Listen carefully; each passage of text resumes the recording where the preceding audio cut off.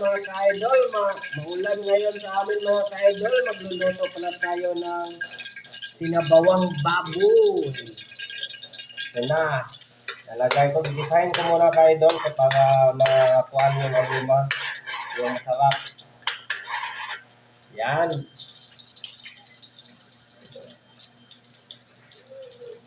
Pagkasunod mga ka-idol, nalagay ko itong sibuyas.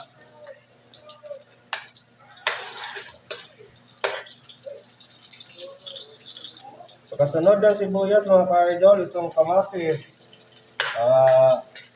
Iluto itong kamatis mga ka-idol.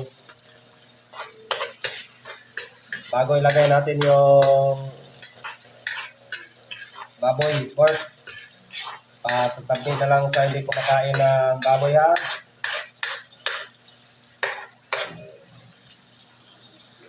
Yan na mga ka-idol, ilalagay natin ito mga ka-idol. Parang gigisahin natin yan. Saka halu-haluin na natin mga ka-idol. Mikos-mikos muna yan, insan. Maya-maya, lagyan natin ng sabaw yan. Halu-haluin na natin mga ka-idol para luto naman itong mga ka-idol. Para mawawala yung lansa niya mga ka-idol.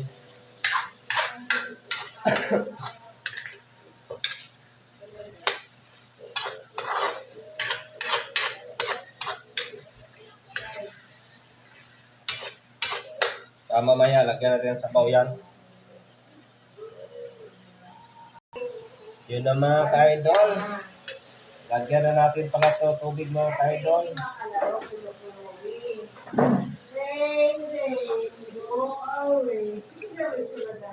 Yan, tama na yung tubig mga ka-idol.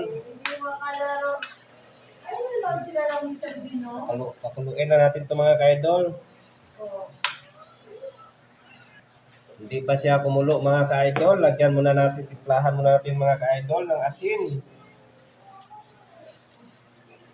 Yan lang muna mga ka-idol. Baka umaalat po mga ka-idol. Kunti-kunti lang muna mga ka-idol kasi mahirap mga ka-idol kapag umaalat. Tapos lagyan natin ng Nor cubes. Tapos haluin lang muna natin mga ka-idol. Tapos takpan natin ulit para mamaya na naman.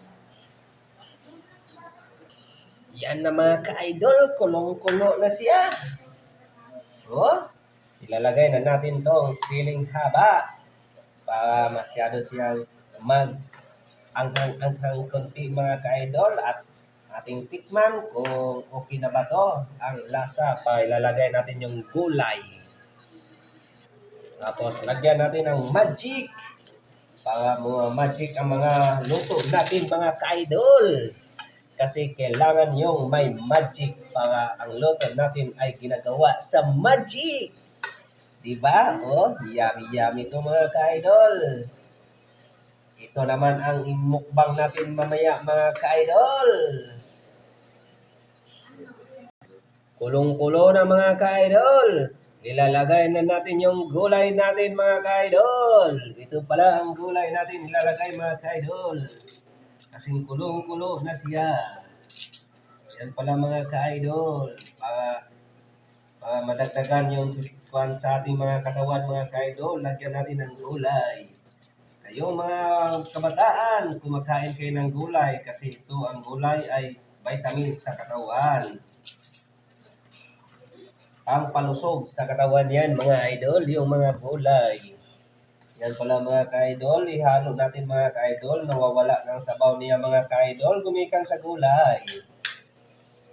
Paano na ito mga ka-idol? Ting ulan pa ngayon, dapat higop kayo ng sabaw kasi maulan mga ka-idol. Yun. Halo-haloin natin mga ka-idol. Pinaka-yummy ito mga ka-idol kasi maraming gulay. Tsaka may sili ka idol, tapos higupin mo yung sabaw. Ay sus! Pagka-yummy talaga mga ka-idol. Mamaya mga ka-idol, ang finished product makikita nyo. Yan na mga ka-idol, lutong-luto na mga ka-idol. Okay na yan sa ka-idol. Pwede na yan kainin. Imukbang na natin yan mamaya ka-idol. Tingnan nyo mga ka-idol, pinaka-yummy yan mga ka-idol. Oh, ay sus ko. kuan pa mga ka-idol, oh, kamantika-mantika pa mga ka-idol. Hanggang dito lang mga ka-idol. Maraming salamat.